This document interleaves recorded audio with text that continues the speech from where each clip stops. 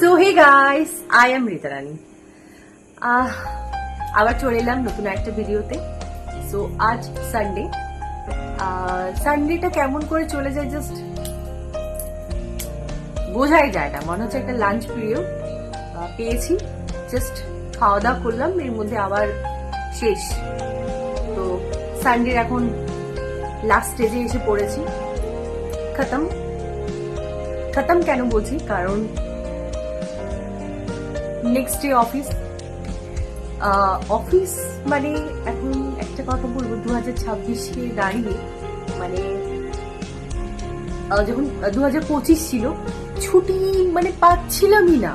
মানে ছুটি কি, বাট 2026-এ জানুয়ারি মাস থেকে যে পরিমাণে ছুটি পাচ্ছি, ইভেন আমি 4 দিন ছুটি নিয়েছি নিজের থেকে। সো আবার কাল আমাদের সেকেন্ড হাফ পর্যন্ত নয়, জাস্ট হয়তো 12টা অব্দি, একটা জাস্ট যাবে, 1টা অব্দি অফিস হবে, দেন ছুটি। সো আমাদের কলকাতাতে মানে প্রচন্ড পরিমাণে রাস্তাতে জ্যাম, ট্রাফিক জ্যাম, অনেক কিছু হচ্ছে। তো সেই কারণেই আমাদের তাতে ছুটি দিয়ে দিচ্ছে। সো মানডে ছুটি, টিউসডে ছুটি, তারপরে ইলেকশন আছে 29 তারিখ, সেদিন ছুটি, তারপরে অফিস। মানে ভাবতে পারছো এতগুলো ছুটি, মানে জাস্ট মানে হয় না। আর ছুটি পেতে পেতে ভালোই হচ্ছে, গরমের সময় ছুটি পেয়েছি থাকা। বাট একটা জিনিস কি বলতো, যারা কাজ করে তারা কিন্তু কাজ ছাড়া থাকতে পারে না। যেমন আমি 4 দিন ছিলাম, বাট পাগলের মতো হয়ে গেছে। সো মনে হচ্ছে না অফিস যেতেই হবে, আমার যাই হোক অফিস যেতে হবে, শরীর খারাপ হোক যাই হোক ওখানেই গিয়ে পড়ে থাকবো, বাট যেতে হবে। সো আমার মতো কে আসো এরকম বলতো, এরকম মনে হয়। তো আমার তো খুবই মানে আমার আর কাজ ছাড়া এক মুহূর্ত আমার আর ভালো লাগে না। সো একটা বিষয় আমি তোমাদের সঙ্গে একটা কথা বলতে এলাম।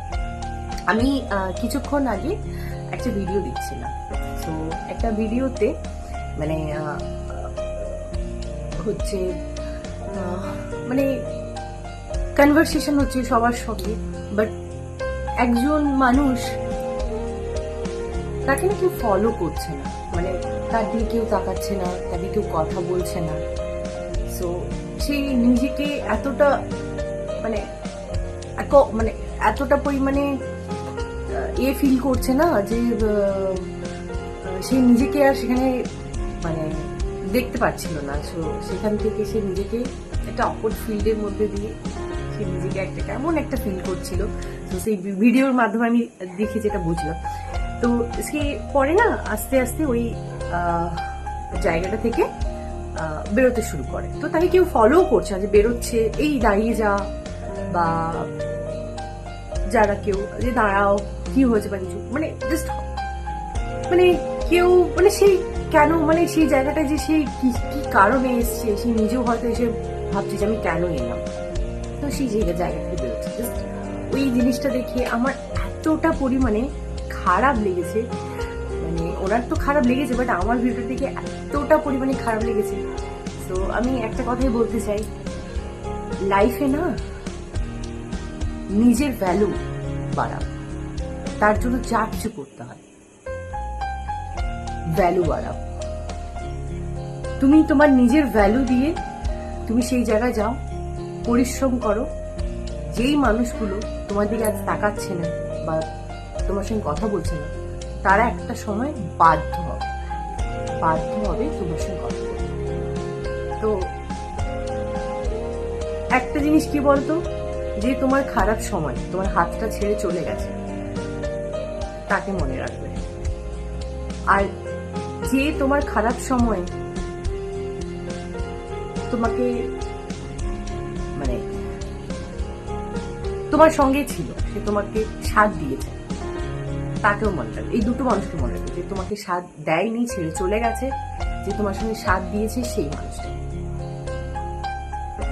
ওই মানুষগুলো কি হয় জানো তো, একটা সময় যারা তোমার খারাপ পরিস্থিতি ছিল, খারাপ সময় ছিল, তারা তোমাকে ছেড়ে চলে গিয়েছিল, ওই মানুষগুলো একটা সময় না তোমার কাছে ফিরে আসে, রিটার্ন। রিটার্ন ফিরে আসলে আমাদের সেখানে কি করা উচিত ছিল? জাস্ট ইগনোর করা উচিত। কারণ তুমি আজ যা কিছু করেছো তোমার লাইফে, সেই মানুষটা তোমাকে যে সাথ দিচ্ছিল না, তোমার সঙ্গে সঙ্গ দিচ্ছিল না, তো সেও তোমাকে শিখিয়ে গেল। তাই যখন ভালো সময় আসবে, হ্যাঁ, তার সঙ্গে কথা বল। আমার তো মনে হয় কথা বলাটাও বেকার, কারণ কথা বললে তুমি সেই ইমোশনাল হয়ে যাবে, তুমি সেই আগের জিনিসটাতে ফিরে যাবে। তো আমার মতে মনে হয় তাকে আবার করা, একসেপ্ট করা একদমই উচিত আমার মতে। কারণ ওরা পেছনে তোমার যেমন ছুরি মেরে চলে গেছে, তেমন আবার সেকেন্ড বার আসছে তোমার ভালো করে একদম ছুরি মেরে তোমাকে শেষ করবে। সো ওই মানুষগুলো থেকে ইগনোর থাকে, একদমই। কথা নয়, কেউ কখনো ফ্রেন্ড হতে পারে না, ওই মানুষগুলো কখনো তোমার কোনো বন্ধু হতে পারে না, বা তোমাকে কোনো সাহায্য করতে পারে না। ওরা এই জিনিসটাই ভাবে যে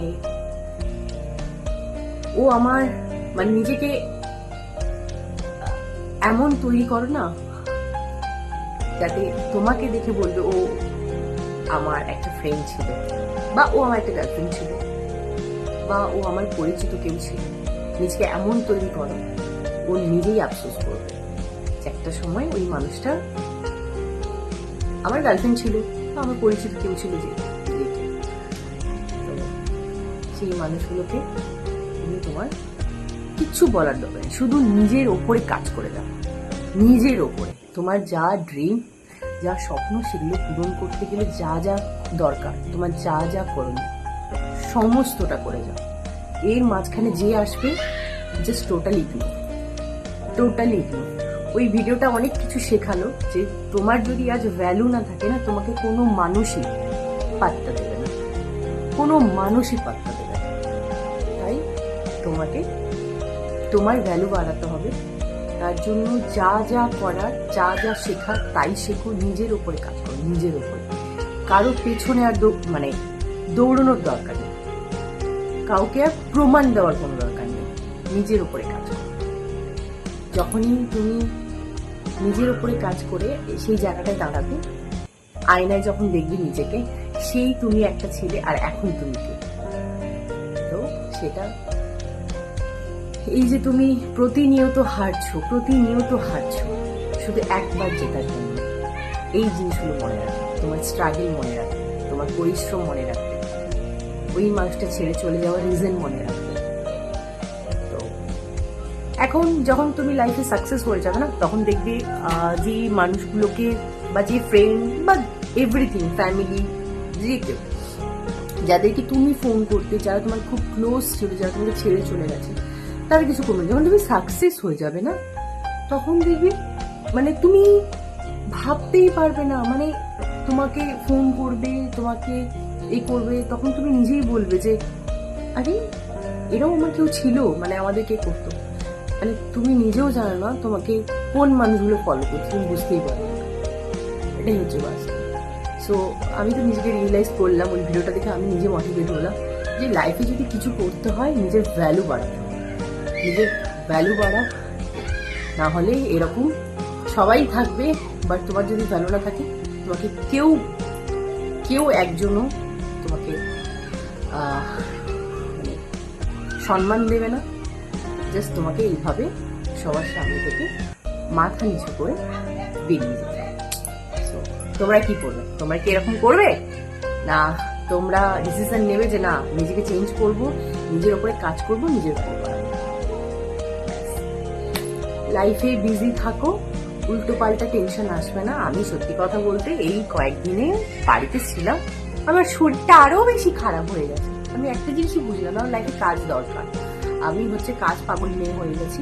কাজের মধ্যে থাকলে আমাদের কোনো উল্টো পাল্টা টেনশন আসে না, কোনো কিছু আসে না। কাজ না থাকলে উল্টো পাল্টা কাজও আমি করে ফেলি নিজের আবেগে। আর আমি খুব ইমোশনাল একটা মেয়ে। সো ইমোশনাল এইসব জিনিস এখন আর চলবে না, এগুলোকে একদম গো আউট করে দাও। দেন নিজের উপরে কাজ করো, সোজা ফোকাস রাখো আর সামনে চলো। সো এটাই বলার ছিল, ভাবলাম তোমাদের সঙ্গে একটু শেয়ার করি, তাই শেয়ার করলাম। সো ভীষণ গরম পড়েছে, প্রচণ্ড গরম পড়েছে। তো আর বেশি কিছু বলবো না, আমি ফ্যানটা অফ করে তোমাদের সঙ্গে ভিডিও করছি। আমি ঘেমেও গেছি। সো চলো দেখা হচ্ছে কাল সকালে ব্লগে। টাটা, রাধে রাধে, জয় শ্রীকৃষ্ণ।